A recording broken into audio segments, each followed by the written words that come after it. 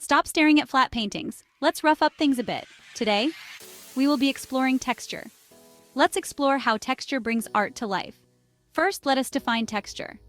Texture is the way something feels if it were touched, or the way an object looks like it would feel if it were touched. Textures can be described with a variety of adjectives, such as rough, fluffy, smooth, bumpy, squishy, and much more. Texture is important when trying to make a piece look as lifelike as possible, but it isn't all about realism. There are 4 different kinds of texture: actual texture, implied texture, invented texture, and abstract texture. But let's start by defining actual texture.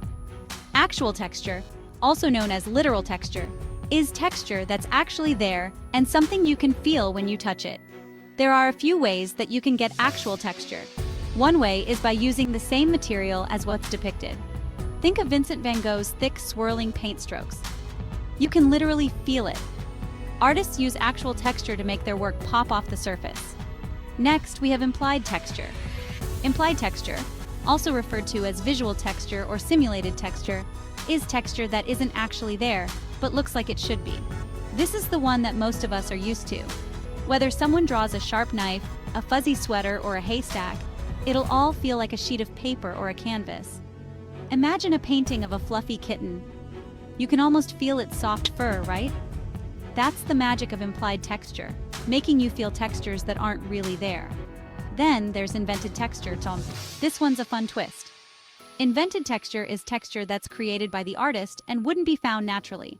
For instance, let's say you were drawing a bunny, but don't use its actual texture or any texture you can think of. It is a texture that is completely made up by the artist, usually resembling a pattern or design. Artists create textures that don't exist in nature, like a zebra with polka dots. It's all about creativity and imagination. And finally, abstract texture. Abstract texture is using different textures in places they don't belong. Sometimes this creates juxtaposition, where 2 things are placed together to emphasize contrast. So let's say we drew that rabbit again, but instead of fur, we gave it scales. That's abstract texture. Things are textured with the wrong answer, but at least this time they're still textures that exist around us. Picture a rabbit with scales instead of fur. Unexpected, but it grabs your attention, doesn't it? Abstract texture challenges how we see the world. Feeling inspired? Add more textures to your artworks to create even more interest from viewers. Find value in the content so far? Hit that like button, share with your friends, and subscribe for more artsy adventures. Wait, I have a bonus for you.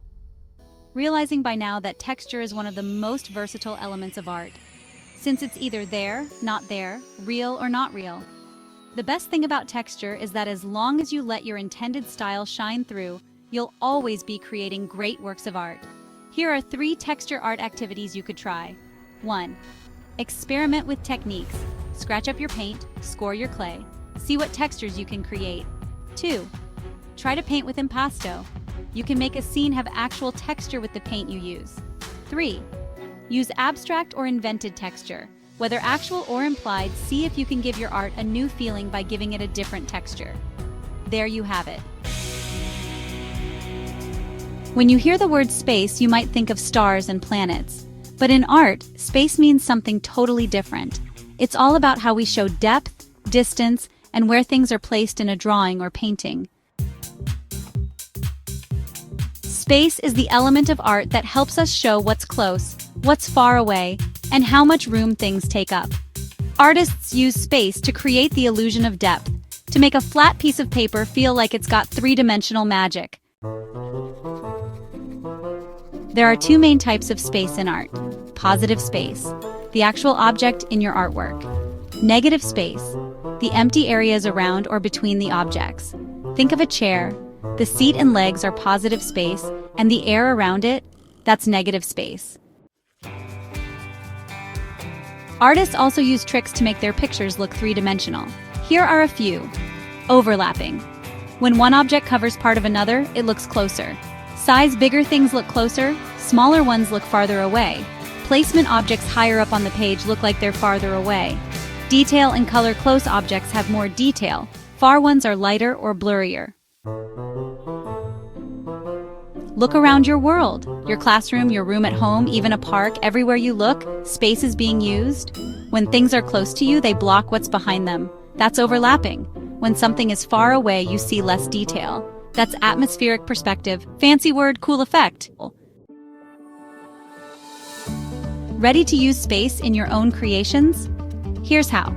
Start with a background, middle ground, and foreground. Make things overlap to show depth. Use smaller shapes and less detail in the background. Try drawing an object from different angles to see how space changes. Challenge time. Draw a scene from your bedroom, school hallway, or the playground. Can you show what's close and what's far away? Bonus points if you use overlapping and negative space. So now you know, space isn't just out there in the stars. It's right here on your canvas, helping you create depth, distance, and drama. Use it well, and your art will feel alive. Keep exploring, keep creating, and don't be afraid to stretch your space. Until next time, happy creating.